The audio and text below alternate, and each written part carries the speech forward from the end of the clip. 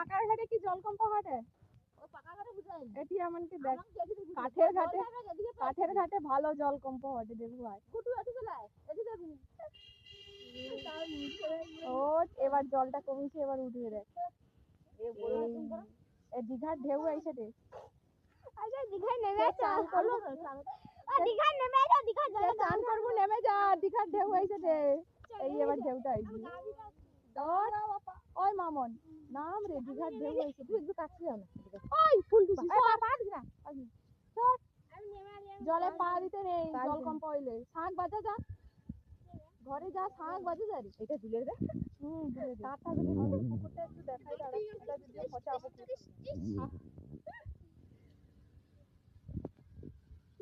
তোমাকে কাই কাই জলকম্প ঘটে গো, আমাকে এদিকে ঘটে। আর না বললে জলকম্প ঘটে।